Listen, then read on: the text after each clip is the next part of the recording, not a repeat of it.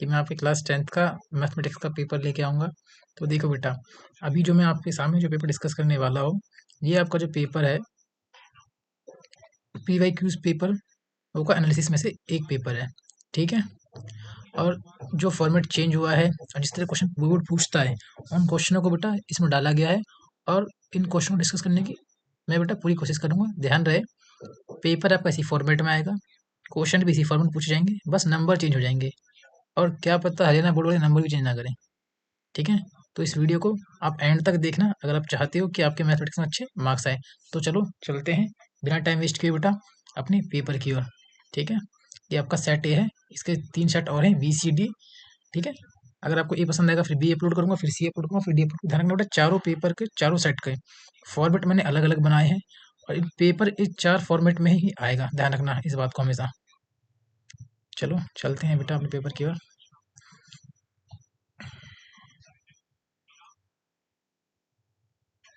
देखो बेटा, सबसे पहला क्वेश्चन जो है, ये क्वेश्चन आपका फर्स्ट चैप्टर में एक्सरसाइज 1.1 का क्वेश्चन है ये, ठीक है? क्वेश्चन क्या कह रहा है कि 7 मल्टीप्लाई 11 मल्टीप्लाई 13 मल्टीप्लाई 15 प्लस 15 क्या है ये? आपका प्राइम नंबर होगा, कंपोजिट नंबर होगा, ना प्राइम ना कंपोजिट होगा या नन ऑफ दीज होगा। तो बेटा आपको पता होना चाहिए कि प्राइम नंबर क्या होता है, जिसके 2 फैक्टर होते हैं मैक्सिमम, ठीक है? कंपोजिट नंबर क्या होता है, जिसके 2 से ज़्यादा फैक्टर है। आप इस नंबर को यहाँ देख सकते हो, 7 की मल्टीप्लाई 1 से करेंगे 77 आएगा, फिर उसकी मल्टीप्लाई 13 से करेंगे समथिंग दैट आएगा। तो ये जो है इसका आंसर क्या हो जाएगा? Composite number. क्या हो जाएगा आंसर? Composite number. मैं पेपर का सॉल्यूशन आपको नहीं दूंगा, पेपर आप खुद सॉल्व करोगे, ठीक है? बट मैं आपको ये बताऊंगी कौन सा क्वेश्चन किस चैप्टर से फंसा है। तो ये आपका एक्सरसाइज 1.1 से आया है क्वेश्चन। नेक्स्ट क्वेश्चन बेटा आपका एलसीएम और एचसीएफ, ये भी आपका फर्स्ट चैप्टर से है, ठीक है? कि आपका एचसीएफ है 2 नंबरों का और एलसीएम है 2 नंबरों का। तो बताओ आपका ए क्या होगा? आपको पता है कि इसका एक फॉर्मूला होता है ना? क्या फॉर्मूला पता है ना? कि अगर एचसीएफ 2 नंबरों का ले लो, इज इक्वल क्या होता है? उन 2 नंबर की मल्टीप्लाई कर दो, ए इंटू बी और डिवाइड बाय एलसीएम। ये सर नो, ये होता है आपका फॉर्मूला। इस फॉर्म से क्वेश्चन सॉल्व हो जाएगा और ये क्वेश्चन बेटा आपका एनसीईआरटी का बेसिक का है। नेक्स्ट क्वेश्चन भी बेटा आपका क्या है, फर्स्ट चैप्टर से ही पूछा है कि बताओ अगर मैं इसका स्क्वायर करता हूँ √3 + √5 का स्क्वायर तो क्या आएगा इसका आंसर? जाहिर सी बात है कि बेटा इसका आंसर क्या आएगा आपका? इरेशनल आएगा, क्योंकि √3 और √5 तो कट जाएगा, लेकिन बाद में जब 2a भी करोगे तो आपका क्या बन जाएगा? ये 2√15 क्या बन जाएगा आपके? 2√15। ओके, तो ये क्वेश्चन भी आपका फर्स्ट चैप्टर से ही आया है। नेक्स्ट ये जो क्वेश्चन है बेटा, ये क्वेश्चन आपका कौन सा है? सेकंड चैप्टर से 2.1 से। आपको बताना डिग्री ऑफ पॉलिनोमियल क्या बनेगा अगर जीरोज क्या है -7 है और 3 है। तो इसका बेटा तो सिंपल सी बात है, ये पॉलिनोमियल में जो हाईएस्ट जो स्टार्टिंग डिग्री होती है वो स्टैंडर्ड फॉर्म क्या होती है पॉलिनोमियल की, आपको पता है ना? ax का square plus bx plus c होता है। तो जाहिर सी बात है कि इसका जो डिग्री ऑफ पॉलिनोमियल वो क्या आएगा आपका? 2 ही आएगा, ठीक है? नेक्स्ट फिफ्थ क्वेश्चन, तो क्या बोलेंगे फिर क्वेश्चन में? डिस्क्रिमिनेंट निकालना है बेटा, और डिस्क्रिमिनेंट का आपको पता फॉर्मूला क्या होता है? बी स्क्वायर माइनस 4ac लगा दोगे तो आपका क्या आ जाएगा बेटा? डी। क्या आ जाएगा आपका? डी। और ये क्वेश्चन जो आपका चैप्टर 4 का है, ठीक है? 4.2 एग्जाम्पल में से क्वेश्चन दिया गया है, इस बात को ध्यान रखना।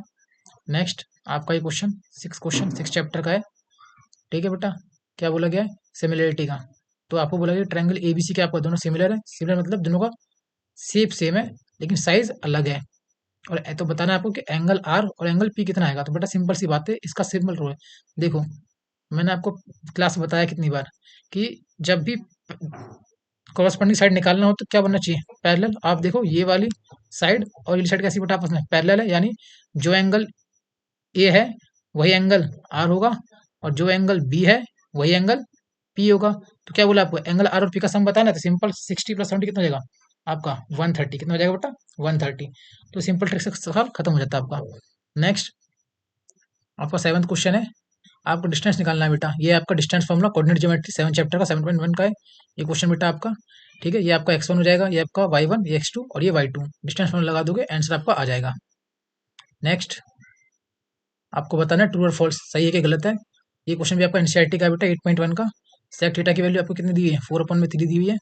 आपको ये बताना है कि सेक थीटा इज इक्वल 4/3 किसी एंगल के लिए है या नहीं, ट्रू या फॉल्स बताना है आपको। ठीक है, तो इसमें आपका लगेगा बेटा फॉर्मूला पीजीडी वाला, इस बात को ध्यान रखना।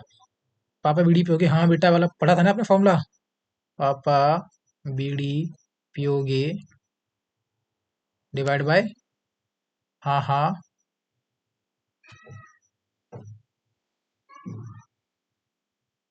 बेटा। तो यहाँ लगाओगे बेटा तो आपको लगाना है पीजीडी, देन आपका हो जाएगा। ये क्वेश्चन बेटा एनसीईआरटी का टेबल आपने देखा है, इसमें सबकी वैल्यू होती है, इसको तो बेटा आप सॉल्व करोगे, देन सॉल्व करके इसकी वैल्यू निकलेगी। ये भी एनसीईआरटी क्वेश्चन है। नेक्स्ट आपका आइडेंटिटी है बेटा, चैप्टर 8 से 8.2 में ये इसकी आइडेंटिटी है। 7 कॉमन भर जाएगा और इंटू हो जाएगा 1, तो आपका जो भी आंसर आएगा वो 7 आएगा प्लस का या माइनस का, वो आप देख लेना आइडेंटिटी क्या लगेगी। नेक्स्ट है 11th क्वेश्चन। ये क्वेश्चन बेटा आपको 9 चैप्टर से है, 9 चैप्टर भी आपका 8 सही मिलता है कि आपके पोल है जिसकी हाइट है 6 मीटर। ठीक है, और सन का डिस्टेंस कितना है 60 डिग्री। तो बताओ शेडो की लेंथ कैसी पड़ेगी, यानी ये पोल होगा, ऊपर कहीं सूरज होगा, तो इसकी परछाई कुछ इस तरह बन रही होगी, इस तरह, और ऐसे बनेगा एंगल ऑफ एलिवेशन कितना 60 डिग्री। तो आपको बताना ये जो डिस्टेंस बना है शेडो का ये कितना होना है, तो आपको पता है क्या लगाओगे आप, 10 लगा दोगे परपेंडिकुलर अपॉन में 20 लगा दोगे, आपका आ जाएगा आंसर इसमें। ये क्वेश्चन भी एनसीईआरटी का था। नेक्स्ट ये 12 क्वेश्चन बेटा आपका चैप्टर 10 का है। ठीक है, टेंजेंट है एक पी ए, एक टेंजेंट है पी बी, एक सर्कल है। ठीक है, मान ये एक सर्कल है आपका, इसका सेंटर ओ है यहाँ। ठीक है, और एक पॉइंट पी है यहाँ। ठीक, और इस पॉइंट से ये आपका टेंजेंट हुआ और ये आपका टेंजेंट हुआ। आपको पता नहीं कि टेंजेंट की लेंथ इक्वल होती है, और टेंजेंट जो होता है वो परपेंडिकुलर बनाता है कहाँ से, रेडियस से। यस और नो। ठीक है, और आपका क्या बोला गया, जो एंगल जो बन रहा है एंगल किस पर, P to a circle with centre O are incline to each other angle at 70 degree. ठीक है, तो बताना है आपको एंगल पी ओ ए क्या होगा, पी ओ ए क्या होगा बेटा। ये आपका ए है ऊपर वाला और ये आपका नीचे वाला बी बन जाएगा। मैं आपको हिंट दे रहा हूँ डायग्राम का, आपको सॉल्व करना है, और ये सेंटर ओ है। ठीक है, तो आपको बताना है कि एंगल पी ए ओ क्या होगा, ये वाला, ये बीच वाला एंगल क्या होगा। यहाँ पर 70 डिग्री बन रहा है यहाँ पे, यहाँ। ठीक है, एनसीईआरटी क्वेश्चन है वो भी। ये आपका एनसीईआरटी से पूछा गया थ्योरी कि the common point of tangent to a circle and circle is called, क्या बोलते हैं, वृत्त तथा उसकी स्पर्श रेखा के उपनिष्ठ बिंदु को हम क्या बोलते हैं, पॉइंट ऑफ कॉन्टैक्ट कहा जाता है इसको। नेक्स्ट क्वेश्चन बेटा आपका 12 चैप्टर से, एरिया फैक्टर से, ये बहुत आसान है। आपको डायमीटर दिया हुआ है, आप रेडियस निकाल लोगे, और आपको क्या दिया हुआ है, आपको एंगल ऑफ सेक्टर दिया हुआ है कितना 72 डिग्री। एरिया फैक्टर पता है ना फॉर्मूला क्या होता है, theta by 360 multiply by pi r square. ये रहा फॉर्मूला और ये रहा सवाल। तो आपका 14 बन जाएगा 15, ये इसको लगा देना 14 क्वेश्चन में, आपका सॉल्व हो जाएगा। ये पूछा है फॉर्मूला, ये भी 12 चैप्टर से पूछा गया है। ठीक है, तो लेंथ ऑफ आर्क एक, ये तो आपका बेटा 12.2 के एग्जाम्पल वाली लाइन में है ये, इसका फॉर्मूला। ठीक है, नेक्स्ट ये 13 चैप्टर है बेटा आपका, surface area and volume the radius of sphere. हमको निकालना है स्फीयर का रेडियस, जिसका क्या गिवन बेटा, वॉल्यूम कितना गिवन है 12 पाई सेंटीमीटर क्यूब, और आपको पता है ना वॉल्यूम स्फीयर का फॉर्मूला क्या होता है 4/3 पाई आर क्यूब। तो 4 पुट कर दोगे, क्रॉस मल्टीप्लाई करके आंसर आ जाएगा आपका। नेक्स्ट है 7th क्वेश्चन बेटा, कि प्रोबेबिलिटी किसी भी इवेंट की क्या हो सकती है, जीरो से, या तो जीरो क्या होगी डी डी, कभी जीरो से छोटी नहीं होगी और एक से बड़ी नहीं होगी। ठीक है, अगला ये क्वेश्चन तो बहुत, ये क्वेश्चन बहुत फेवरेट है, इसी टाइप में बोर्ड में क्वेश्चन गारंटी के साथ लिख के रखना। ठीक है, आपसे अगर मॉडल क्लास पूछा गया आपसे, तो ये 14.2 का क्वेश्चन है, मीन तो 14.1 में है, 14.2 में आएगा आपका मॉडल वाला। तो एग्जाम्पल में जाके इसका फॉर्मूला है, आपको जाके फॉर्मूला दिखना, उससे फटाक से हो जाएगा सॉल्व। सिंपल ट्रिक लग रही है, खत्म सवाल। नेक्स्ट है बेटा आपका असेसिव रीजनिंग। ऐसे बेटा क्वेश्चनों में सबसे पहले आपको चेक ये करना है कि आपके जो दोनों स्टेटमेंट है वो सही है कि नहीं है। ठीक है, जैसे आपके हमने स्टेटमेंट है कि if nth term of an AP is 2n+1 then sum of its first term is 15। बोला कि आपके पास एक एपी है जिसके nth टर्म जो कितना है वो 2n+1 है, और जो सम है पहले 3 टर्म्स को 15 है। तो चेक ये करना है कि जो स्टेटमेंट बोला गया क्या ये सही है। उसके बाद सेकंड चेक करोगे, जो सम होता है पहले नेचुरल नंबर का वो n × n+1/2 होता है। तो बेटा ये आपका 5.3 के एग्जाम्पल में स्टार्टिंग जब पेज खोलोगे तो वहाँ मिलेगा आपको ये। ठीक है, मैं साथ साथ आपको पता चल रहा हूँ कि आपको कौन सा क्वेश्चन कहाँ मिलेगा, तो साथ साथ नोट डाउन करते चलो। अगर ये दोनों सही है देन आपको बताना है कि इन दोनों रिलेशनशिप बन रहा है कि नहीं बन रहा है। ठीक है, 20वां क्वेश्चन बेटा, जो टेंजेंट ड्रॉ करते हैं सर्कल के डायमीटर के एंड पॉइंट पे, क्या वो आपस में पैरेलल होते हैं? दूसरा, जो डायमीटर होता है सर्कल का वो क्या है, लॉन्गेस्ट कोड है। अब चेक ये करना है कि पहला स्टेटमेंट सही है कि नहीं है, फिर उसका चेक करोगे दूसरा स्टेटमेंट सही है कि नहीं है। अगर दोनों सही हैं फिर ये देखना है कि आर जो है वो इसका करेक्ट एक्सप्रेशन कर रहा है कि नहीं कर रहा है। ठीक है बेटा, इस बात को ध्यान रखना।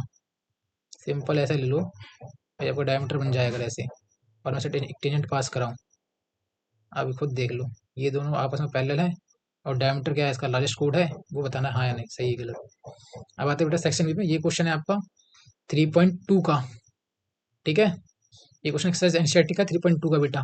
डिक्टो पेपर में से छपेगा आपका क्वेश्चन। ये आप किसी वेबसाइट से कर दो, अगर आपको आता है सब्स्टिट्यूशन मेथड तो उससे कर दो, अगर आपको आता है एलिमिनेशन मेथड तो उससे कर देना, ये हो जाएगा आपका।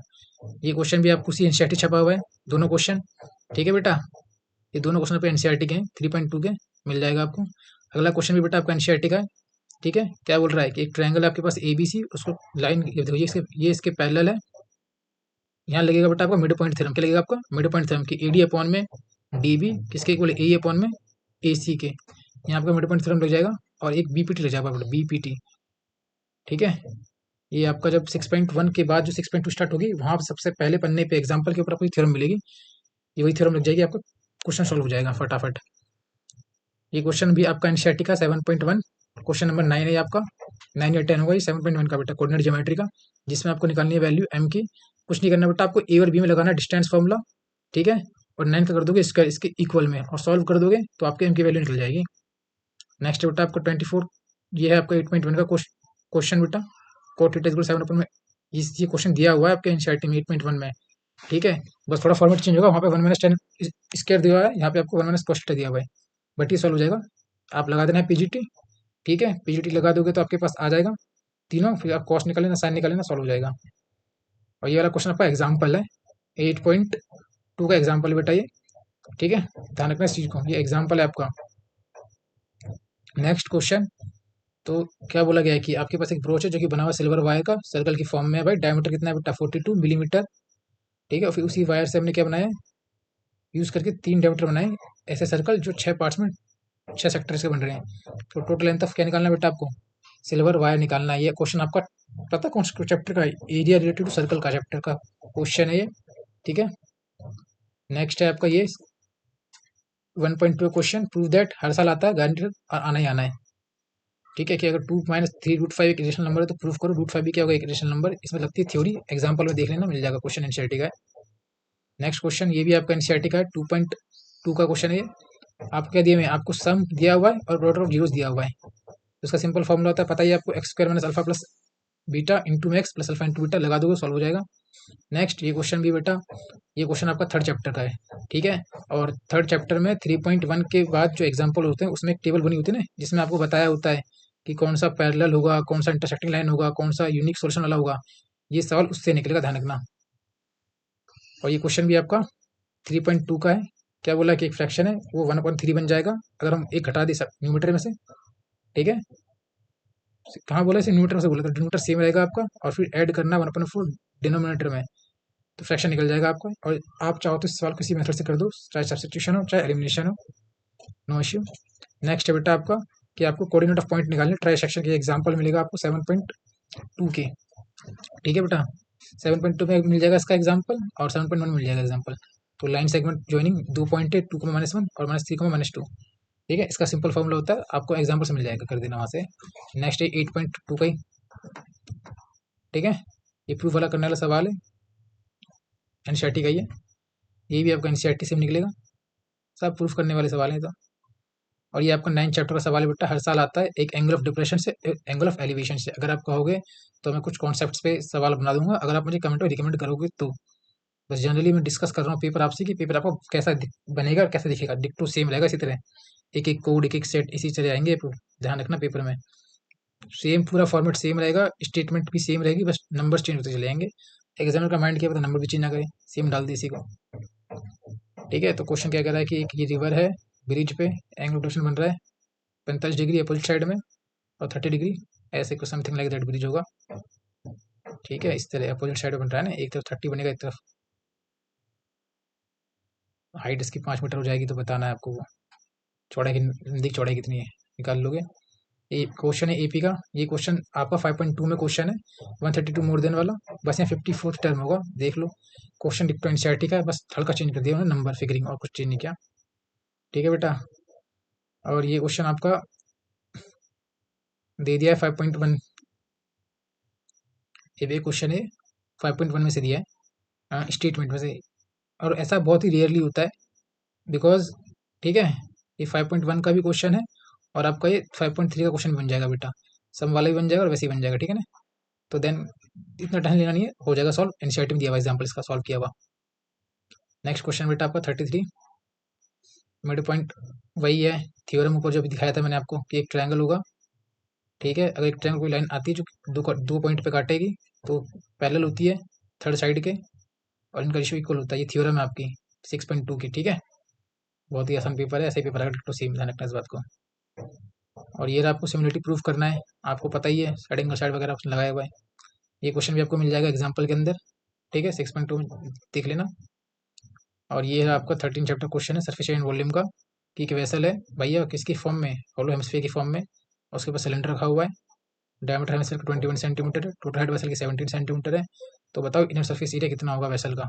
तो ज़्यादा टेंशन लेना नहीं बेटा, सबके एग्जाम्पल में है, एनसीईआरटी में एग्जाम्पल क्वेश्चन एनसीईआरटी तुम्हारी, जहाँ मुझे लगेगा कि लेवल थोड़ा बड़ा हुआ मैं खुद का सवाल तो करवा दूंगा अपने आप।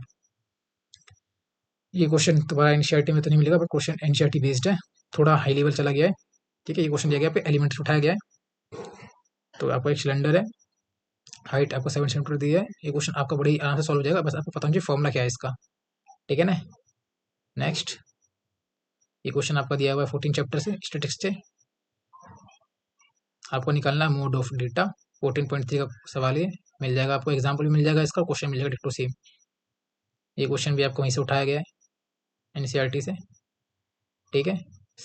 क्या निकालना है इसमें निकालना है मीडियन, तो आप एग्जाम्पल देख लेना मीडियन वाला, डिक्टो का हल्का फुल्का नंबर चेंज होगा, डिक्टो सवाल पूरा सेम है बेटा, पूरा एनसीईआरटी है, ठीक है। अब आते हैं सेक्शन ई में, तो ये देखो आपका ये सवाल आपको इसमें लगना है पीजीटी आपका, ठीक है, पीजीटी लग जाएगा इसमें आपका, और कुछ नहीं।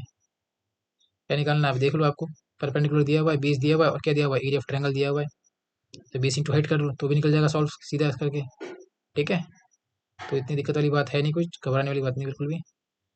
हाँ, ये सवाल थोड़ा केस स्टडी वाले सवाल है, इनमें देखो बेटा केस स्टडी सवाल में घबराना बिल्कुल नहीं है, आप केस स्टडी के सवाल आपके बिल्कुल बनता है बेसिक कॉन्सेप्चुअल पे, सिंपल देखो ये सर्कल है, जो टेंजेंट है आया ना, ये परपेंडिकुलर तो बनाएगा ही रेडियस से, ठीक है ना। तो क्या बोला टीपी की कितनी है, 20 सेंटीमीटर है, आपको पता करना है कि एटी कितना होगा, और एपी जो आपको दिया हुआ है वो कितना दिया हुआ है, x² + 3, इसमें क्या लग जाएगा आपको पीजीटी लग जाएगा, ध्यान रखना इस बात को, टीपी 39 है, ये x² + 3 है, ओके। आपको एक्स की वैल्यू निकालनी है, आप बड़े प्यार से फाउंड आउट कर लोगे, कोई दिक्कत वाली बात नहीं है, बड़े आराम से चलेगा सॉल्व। अगला 15 क्वेश्चन है गुल्लक वाला, क्वेश्चन रिपीट होते रहते हैं, जो क्वेश्चन इंपॉर्टेंट है उन्हीं क्वेश्चन को इसमें लगाया गया है, ठीक है। तो ये रहा क्वेश्चन, दो फ्रेंड्स हैं सोनिया और श्रुति, ये सेविंग करते हैं पिगी बैंक में पैसों को, ये क्वेश्चन आपका एबी वाला क्वेश्चन है, ध्यान रखना, पहले 1 रुपये, फिर 2 रुपये, फिर 5 रुपये, फिर 10 रुपये, ऐसे करते करते रैंडमली निकालते हैं प्रोबेबिलिटी, क्वेश्चन एपी और प्रोबेबिलिटी दोनों मिला दिया इसमें, ठीक है। तो बताओ प्रोबेबिलिटी क्या होगी, दो कोइन को निकालने की, 5 सिक्के को निकालने की। देखो बेटा ये क्वेश्चन जो आपको दिया अभी, अभी तो फिलहाल प्रोबेबिलिटी का एग्जाम का लटकेगा तो डाल देगा इसको एपी में, ध्यान रखना क्योंकि इसमें एक फॉर्मेट बन रहा है, और आपका खत्म पेपर ये, ठीक है। अब नेक्स्ट पेपर आएगा साइड बी, उसको देखना, उसका फॉर्मेट थोड़ा इससे अलग होगा, बट देन 4 सेट कराऊंगा बेटा, ठीक है। और चारों सेट ध्यान रखना बेटा, पूरे पेपर इसी तरह रहेगा, और जो मैं 4 सेट कराऊंगा पेपर इससे बाहर बिल्कुल नहीं जाएगा, इस बात की गारंटी मेरी है, डंके की चोट पे। आप बस अपने एनसीईआरटी बुक अच्छे से करके जाना, एनसीईआरटी एग्जाम्पल सारे अच्छे से करके जाने, और जो मैं 4 सेट आपको करा रहा हूँ उनको अच्छे से करके जाना, बस खत्म। थैंक यू, जय हिंद, जय भारत।